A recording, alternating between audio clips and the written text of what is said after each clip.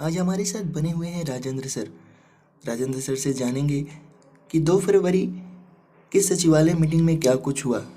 तो राजेंद्र सर, हमारे दर्शकों को बताइए कि 2 फरवरी के सचिवालय मीटिंग में क्या कुछ हुआ। क्या बहाली पर स्टे लगने की बात भी सामने आ रही है? क्या ये बात सच है? इसके बारे में विस्तृत चर्चा करें। 4-5 सदस्यीय टीम सचिवालय गए थे, जिसमें विनीता जी थी, अर्चना राज थी और राहुल जा थे, अभिषेक चौबे जी थे और हम थे। साथ में हम लोग गए थे। तो चूंकि मेरी तबीयत पूर्ण रूप से अभी ठीक नहीं है, खांसी बार बार तंग कर रहा है, तो खांसी के कारण हम अंदर में नहीं जा पाए। क्योंकि अंदर में खांसने पर थोड़ा सा प्रॉब्लम होता है अफसर के चैम्बर में, इसलिए हम बाहर में बैठे थे। लेकिन विनीता जी और अर्चना राज जी को हमने भेजा, वहां पर उन लोगों से बातचीत हुई है। अभी जो भी वहाँ काम हो रहा है सब पॉजिटिव वे में चल रहा है और हम लोग पॉजिटिव वे में ही आगे बढ़ रहे हैं। अब प्रोसेस में क्या क्या हो रहा है, कैसे हो रहा है, ये सारा चीज हम वीडियो में बताना उचित नहीं समझते हैं। कुछ गोपनीयता रखनी पड़ेगी, क्योंकि हमारा भी जो विरोधी है वो हमारी हर बात को समझ लेता है और उस तरह से वो प्रतिक्रिया करने पहुंच जाता है। तो हम लोग जो कैसे क्या हुआ दिन भर की बातें जो हम नहीं बता पाएंगे, लेकिन ये इतना जरूर आप लोग को भरोसा दिलाते हैं कि हम लोगों का पॉजिटिव वे में हम लोग काम कर रहे हैं। और थोड़ा धैर्य बनाने की जरूरत है। आप लोग इतना ना कॉल करके अधीर हो जाते हैं, बार बार एक ही सवाल पूछते हैं कि होगा कि नहीं होगा। तो इस तरह की बात आप नहीं करें, बिल्कुल पॉजिटिव वे में हम लोग चल रहे हैं और आगे भी काम करते रहेंगे।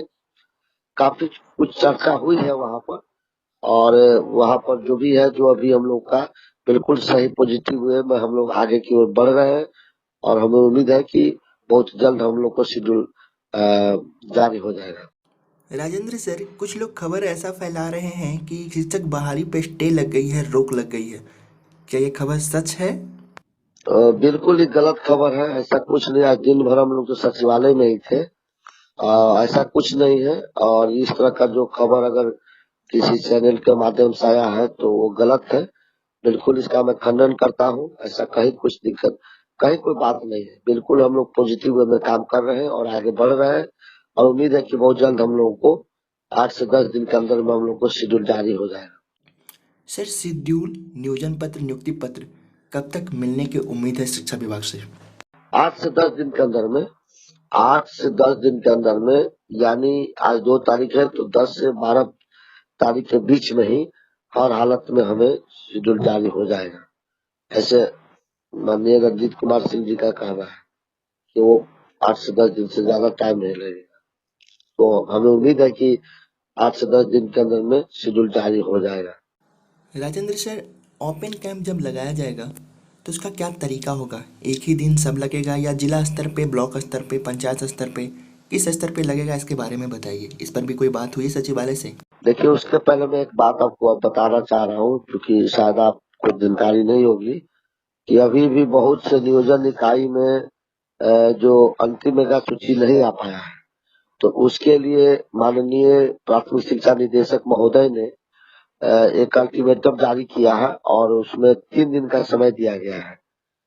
मतलब विद इन 3 डेज, 3 दिन के अंदर में हर हालत में जो जहां जहां पर अंतिम मेगा सूची का प्रकाशन नहीं हुआ है वो हो जाएगा। और उसका जो तरीका मैं बता रहा हूँ, सर का कहना है कि जो काउंसलिंग होगा, तो काउंसलिंग होगा तो सबसे पहले नगर शिक्षक, नगर शिक्षक में नगर पंचायत और नगर प्रखंड, ये सब चीज होगा। तो उसमें जो प्रथम चरण में जब उसका काउंसलिंग होगा वो जिला स्तर पर होगा।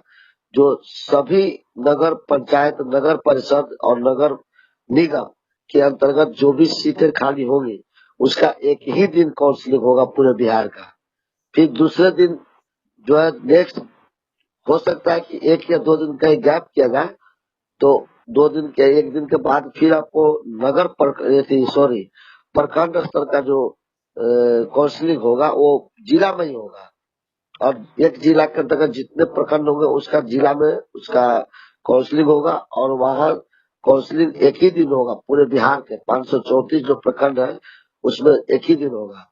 और अंतिम जो उस चरण में होगा तो वो हो जाएगा पंचायत का। तो पंचायत का जो होगा वो प्रखंड में होगा, प्रखंड स्तर पर होगा।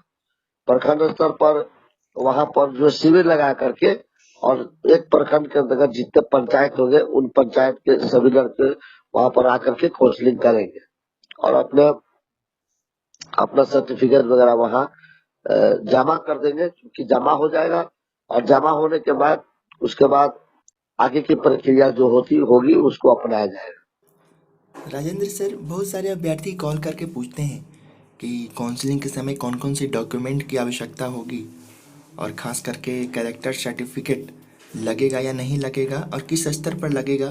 तो इस विषय में क्या प्राथमिक शिक्षा निर्देशक रंजीत सर से बात कुछ हुई? बिल्कुल, इस पर चर्चा हुई है। उनका कहना है कि जो मान लीजिए सर्टिफिकेट जो आप लोग पहले आवेदन के साथ जमा कर चुके उसके 6 प्रति, तो वो तो आपके पास ओरिजिनल है ही, लेकिन अगर जो डेट एक्सपायर कर गया, मान लीजिए ओबीसी है या ईडब्ल्यूएस है या जाति आवासीय का, तो जब डेट एक्सपायर कर गया तो उसको रिन्यूअल करा लीजिए, यानी फिर से आप उसको बनवा लीजिए या उसका रिन्यूअल करा लीजिए।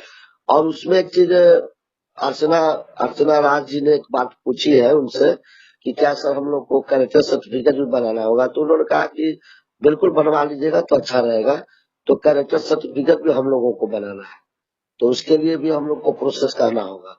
तो कैरेक्टर सर्टिफिकेट हम लोग बना ले और जो सर्टिफिकेट का डेट एक्सपायर कर गया है उसको फिर से हम रिन्यूअल बना ले। रिन्यूअल का मतलब हुआ कि फ्रेश बनवा ले, जाति आवासीय और ये ओबीसी ईबीसी या जो है वो क्या बोलते हैं ईडब्ल्यूएस जो है, इन सारे डॉक्यूमेंट को फिर से रिन्यूअल करा करके या उसको फ्रेश बनवा करके रख ले और उसके साथ साथ कैरेक्टर सर्टिफिकेट भी बनवा ले। अब कैरेक्टर सर्टिफिकेट में एसपी से बनवाना होगा कि एसडीओ स्तर से बनवाना होगा, उसके बारे में कल हम बताएंगे, क्योंकि कल उनसे फिर पूछ करके हम बताएंगे कि कैरेक्टर जो सर्टिफिकेट बनेगा वो एसपी स्तर से बनेगा या जो एसडीओ के स्तर से बनेगा। तो वो सारा चीज हम डिटेल कल पूछ करके तब आपको सामने कल बता पाएंगे, अपडेट बताएंगे। एक बात मैं और बोल रहा हूँ कि जहाँ जिस दिन काउंसलिंग होगा उसी दिन पोर्टल पर उनका सर्टिफिकेट का जांच होकर के और फिलहाल उनको अभी जो रंजीत सर का कहना है कि अभी फिलहाल उनको चयन पत्र दिया जाएगा और चयन पत्र मिलने के बाद वो लड़का कॉन्फिडेंस हो जाएगा कि हमारा चयन हो गया और उसके बाद उसमें जो नियत समय टाइम बताया जाएगा और उस टाइम के अंदर ही सर्टिफिकेट को वेरीफाई करके नियुक्ति पत्र बांट करके फिर स्कूल में योगदान कराया जाएगा। इस पर चर्चा हुई, इस पर बात निकला कि क्यों नहीं सर नियुक्ति पत्र ही दे दिया जाए। नियुक्ति पत्र देने से क्या होगा कि जो बहुत तरह के कोर्ट में केस चल रहा है उस केस से हम लोग निजात पा लेंगे और जैसे नियुक्ति पत्र मिलेगा कोर्ट भी इसमें कुछ नहीं कर पाएगी, तो हम लोग उससे भी वहां से भी हम लोगों को संरक्षण मिल जाएगा। तो उन्होंने कहा कि अच्छा इस पर हम विस्तृत बात करेंगे, लेकिन जब आप किसी को नियुक्ति पत्र दे देंगे तो आप उसका सर्टिफिकेट गलत भी होगा वो कोर्ट में चला जाएगा, कोर्ट में जाकर के कहेगा कि हमको जब नियुक्ति पत्र दे दिया ऐसे ही थोड़ी दे दिया है, तो इसमें हम लोग को दिक्कत होगी और उसमें जो जाली जो या फर्जी होंगे वो बच जाएंगे। इसीलिए उनका क्या नाम है कि हम चयन पत्र ही दें। चयन पत्र देने का मतलब है कि वो उनका नियुक्ति पत्र है वो, लेकिन उसको वेरीफाई कराने के बाद संतुष्ट हो जाएंगे कि हाँ इनका सही है, जो जिनवन है उनका तो होगा ही होगा। जो जितने मतलब जालसाज है जो गलत तरीके से सर्टिफिकेट बनवा लिया या मेगा अंक में उन्होंने जो मेगा अंक में भी पैसा दे दे करके और मेगा अंक में परसेंटेज को ऊंचा करवा दिया, मतलब ज्यादा परसेंटेज जो लगा उस पर भी एफआईआर होगा, याद रखिएगा।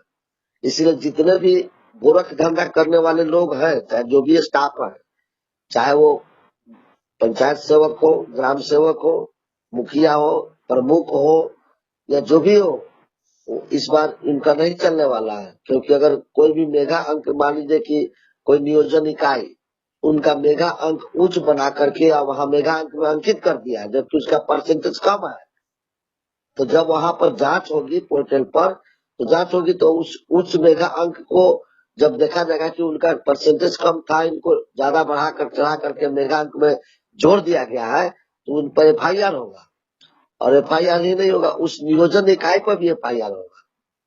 इसलिए इस तरह का जो मैंने अगर कोई सेटिंग वेटिंग इधर उधर कर रहे हैं तो थोड़ा सा सावधान रहेंगे, क्योंकि वो तो जाएंगे ही जाएंगे, नियोजन इकाई में जो भी होंगे वो जाएंगे ही, साथ में साथ आप भी जाइएगा और उसके साथ साथ आपका जो सर्टिफिकेट है वो भी सील कर लिया जाएगा, FIR हो जाएगा, कोर्ट में आपको जेल में भी जाना पड़ सकता है। इसलिए अगर कोई भाई साहब अगर इस तरह से जाली या कोई मेगा अंक पैसा दे करके ग्राम सेवक या प्रखंड स्तर पर ऊंचा करवा लिए हैं तो कृपया ध्यान दें, अभी भी समय है।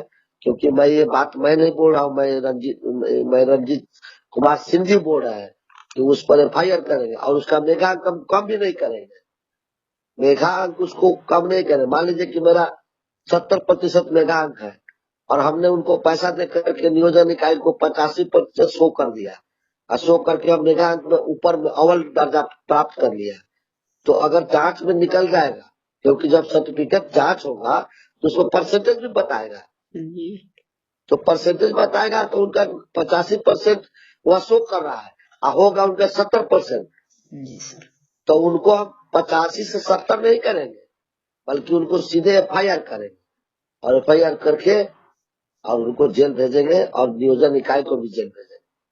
इसलिए इस बार बहुत ही पारदर्शी ढंग से हो रहा है। अगर कोई इधर उधर करना चाह रहा है तो मैं आपको अलर्ट कर रहा हूँ, इन सब चीजों से वंचित हो जाए, और नहीं तो फिर कल आप नहीं कहेंगे, क्योंकि वो अंदर की बात बताए, वो कल करने वाले, ये मैं नहीं बोल रहा हूँ, ये माननीय प्राथमिक शिक्षा निदेशक महोदय रंजीत सिंह जी का बयान है। इसलिए उस नियोजन इकाई में हमें उनको पता है, सब पता है सचिवालय में कि बहुत से नियोजन इकाई मेगा अंक बढ़ा चढ़ा करके वहां पर दर्ज करके शो कर दिया है पैसा ले करके, ताकि इनको बहाल हो जाएगा। हम ही को बहाल करना है, कौन इसको जांच करेगा? तो उनको पता नहीं है, पोर्टल के द्वारा जांच होगा, जो सर्टिफिकेट का जांच होगा तो उसका परसेंटेज शो कर देगा और टोटल परसेंटेज को जोड़ करके वो तुरंत पता लगा लेगा कि इसका मेगा अंक बढ़ाया गया है घटाएगा। अब बढ़ा हुआ मेगा अंक को घटाएंगे नहीं, मेगा अंक वही रहेगा, लेकिन उनको जेल में जाकर के मेगा अंक प्राप्त करना होगा, याद रखेंगे। इसलिए जो 85% मतलब बढ़वा के जो फुलौड़ा की तरफ फूले हुए हैं लोग, वो पचक जाएंगे, मैं आपको बता रहा हूँ। इसलिए कि ये अभी चलने वाला नहीं है, बहुत तरह की जो नई नई टेक्नोलॉजी का इस्तेमाल होने वाला है। इसलिए उन सब भाइयों से निवेदन है कि उन सब चक्कर में मत पड़िए आप लोग, नहीं तो आप तो जाएंगे ही और वो भी चले जाएंगे। इसलिए क्योंकि ये मैं नहीं बोल रहा हूँ, ये माननीय प्राथमिक शिक्षा निदेशक महोदय का कहना है और सीधे FIR होगा, कोई पैरवी या कोई काम नहीं करेगा, आपका बता रहे हूँ। क्योंकि आज बहुत ही रूल्स रेगुलेशंस बता रहे थे वो, तो इन सब चीजों को ध्यान देना। और एक बात मैं सभी बिहार के जो भी हमारे बीटेड सीटेड उत्तीर्ण अभ्यर्थी है, जो भी हमारे भाई बहन है, मैं उनसे हाथ जोड़कर विनती कर रहा हूँ कि आपको पता होगा कि आपके काम में हम लोग रात दिन लगे हुए हैं। मेरी भी तबीयत ठीक नहीं है, फिर भी मैं सचिवालय दौड़ रहा हूँ। मुनि जी का तबीयत खराब है, वो बेड पकड़ी हुई बेचारे, फिर भी वो कल करे कि हम सर किसी कीमत पर आएंगे। इस तरह का हम लोग रात दिन काम कर रहे हैं, आप लोग बार बार कॉल करके ये डिस्टर्ब करते रहते हैं, होगा कि नहीं होगा, कि कल होगा कि परसों होगा, कि रात में होगा कि दिन में होगा कि दोपहर में होगा। तो इस तरह के आप लोग कॉल करके हमको डिस्टर्ब करते हैं, उनको भी डिस्टर्ब करते हैं आप लोग। तो इन सब चीजों को ध्यान रखिए। आप लोग घर पर बैठे हुए आराम से बैठिए, आप यहाँ हम लोग बैठे हुए नहीं है, हम लोग रात दिन एक किए हुए हैं और हर कीमत पर हम लोग बहाली को करवा के दम लेंगे। इसलिए विश्वास कीजिए और आप लोग डिस्टर्ब नहीं कीजिए। बहुत से लड़के कॉल करते हैं कि मतलब DLED वाला को प्राथमिकता जन्म सिद्ध अधिकार है सर, छोड़ दीजिए, उन लोग को लेने दीजिए। अरे भैया, तो काहे नहीं उन लोग को जाकर के समझाते हो? उन लोग को जाकर के समझाओ, जो जाकर के सचिवालय में इस तरह के लेटर दे करके बहाली को फंसाना चाहते हैं, उनको तो समझाओ। अरे भाई, अगले बार से जो भी होगा तुम लोग उसका बेनिफिट उठाओ, कोई दिक्कत नहीं है।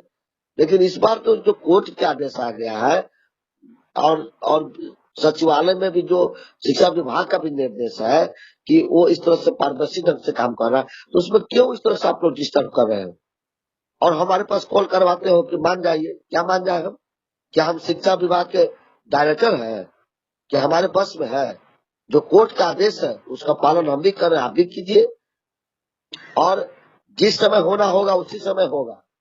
लेकिन बहुत से लड़के, मैं सचिवालय में भी एक जगह देख रहा था, काफी लोगों की भीड़ थी और भीड़ का मुखिया को भी मैं पहचान रहा था।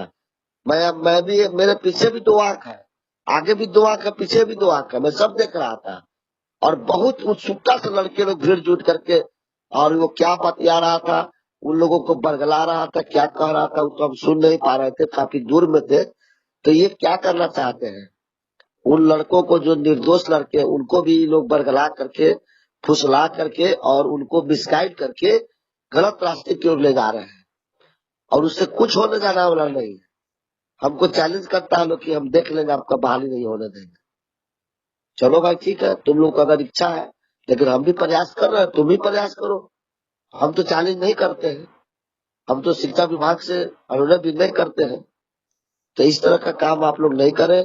लगातार कॉल करते रहते हैं, एक ही बात को 14 बार पूछते हैं, क्या हो रहा है क्या। कम से कम 8 दिन 10 दिन आप लोग शांति से बैठिए, आप लोगों को काम हो रहा है। अब हर चीज हम नहीं बताएंगे वीडियो में, क्योंकि वीडियो में बताने पर गोपनीयता खत्म हो जाती है, और जिसके कारण हमारा विरोधी हमारा फायदा उठा रहा है। इसलिए हम उस सारी चीज को नहीं बता पाएंगे। हम शॉर्ट में बता रहे हैं कि पॉजिटिव वे में जा रहे हैं, और कल भी हम पॉजिटिव वे में रहेंगे, आप निश्चिंत रहें। राजेंद्र सर, आपका बहुत बहुत धन्यवाद। आप अपना कीमती वक्त समय निकाल कर इस चैनल को दिए। बहुत बहुत धन्यवाद सर, राजेंद्र सर आपका। बहुत बहुत धन्यवाद आपको।